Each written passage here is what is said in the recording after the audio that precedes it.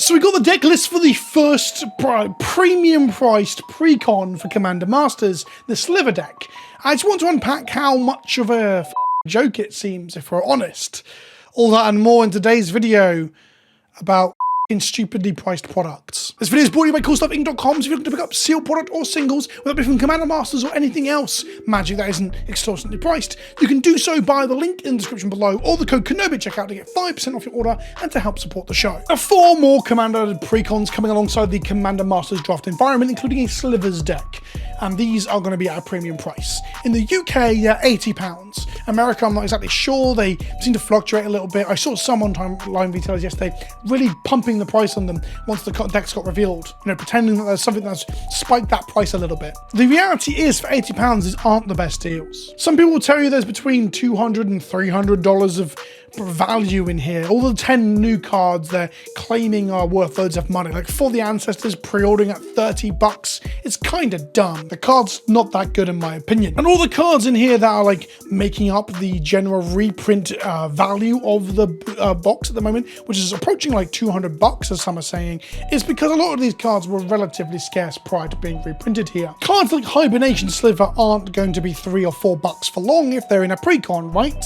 Although there's an argument that because it's a premium pre-con, who knows what it'll actually do to the price. Beyond that, the mana base is kind of shit. There is a plethora of fucking tap lands and shite in the Commander deck's mana base, which is really funny because Mark Rosewater said last week that the premium price is to echo and evoked by a higher power level, and then we get a mana base that is pretty trash with tap land after tap land after tap land. The biggest crime of this mana base is that it looks pretty much like the mana base of any other deck like this. Okay, it's 5 color, so we've got a good mix of all the tri-lands from Alara and Khan's block. Some of these cards like Canopy Vista have been printed in 10 different Commander decks at this point. I must own a god knows how many of these from buying all the fucking precons. It is crazy that they keep printing Canopy Vista into these things and not reprinting any of the other white-green doors in this slot, like, I don't know, Temple Garden, for example. And don't forget, this deck is £80 fucking pounds. So why are we getting the same mana base that we got in a £40 or a £20 deck? I mean, I'm not saying that those decks have to have worse mana bases than this has this, but it does highlight how dumb it is when you have the same mana bases in a deck that costs twice as much. The funniest non-inclusion in the deck is Sliver Hive. The one place where it would make sense to reprint fucking Sliver Hive would be the Sliver Precon, to both A, give us a Sliver-based land in the deck, and B, to give you a mana base that is completely shite. But instead, Sliver Hive is missing. Sliver Hive, when I checked yesterday morning, was $5.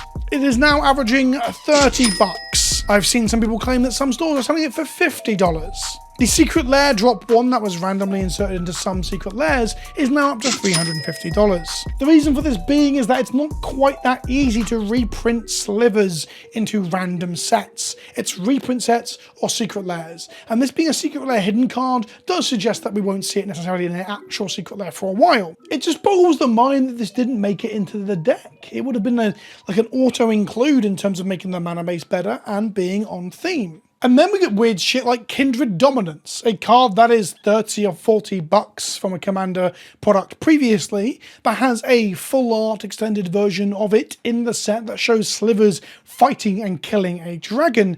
And this card is not in this Typal Matters Slivers deck. If we exclude the new cards, some of the most expensive reprints in here are things like Vanquisher's Banner, which is showing up quite a lot, and rightfully so. It's a Commander staple for these kind of decks, the Typal decks.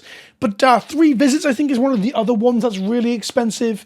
And then a few Slivers too, Gale Rider Sliver and so on. Pretty bad when your highest priced card in there is Vanquisher's Banner. And that brings us to the question of what could they have included to make it worth it? Well, the Kindred Domination would have been a good start. There's also the 5 color Slivers. I think Queen is on the reserve list. First Sliver is currently a $30 to $40 card, and Sliver Overlord sits at around $50. Neither of these were in there, and these are kind of the big hits, because ultimately they put a lot of these smaller Slivers in, with the most premium ones like Gale Rider, the ones that see a bit of play in the competitive formats like Modern or Legacy. These cards are all in there. They have all the small ones. They're just missing the 2 big 5 mana, 5 color ones they could have included that aren't on the reserve list. Oh shit, I almost forgot Sliver Legion as well, which is currently a Well, you can get a $10 one with the best start, if you ask me.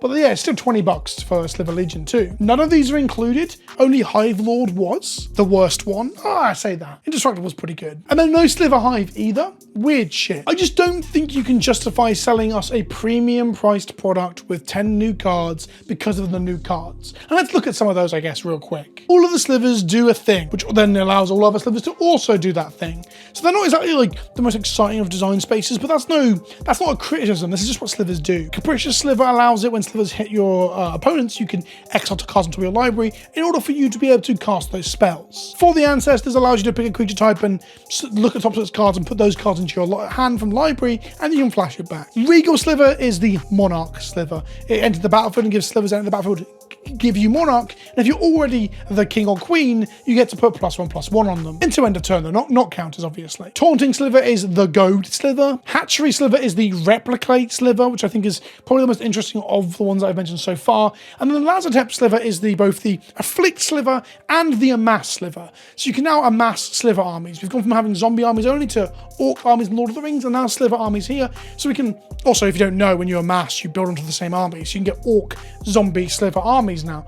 That's cool and everything. I think this is a reasonable design. Titan of Litjara is a 6-mana 6/6 that enters the battlefield and chooses a creature type. So it can be a Sliver Titan. And when it attacks or enters the battlefield, you may draw a card for each other creature that shares a creature type with it. If you do, discard a card. So you can draw multiple cards and discard a singular card. Even on its own, it still draws you a card and discards a card. This card is very good for any type of deck looking for some sort of card draw engine or payoff for playing loads of creatures of the same type. And Descendant's Fury is a 4-mana. Whenever a creature hits an opponent, you can decide to sack it and then basically polymorph it into or descend it via, I don't know, evolution or ancestral line into a creature that shares a type with it from your library.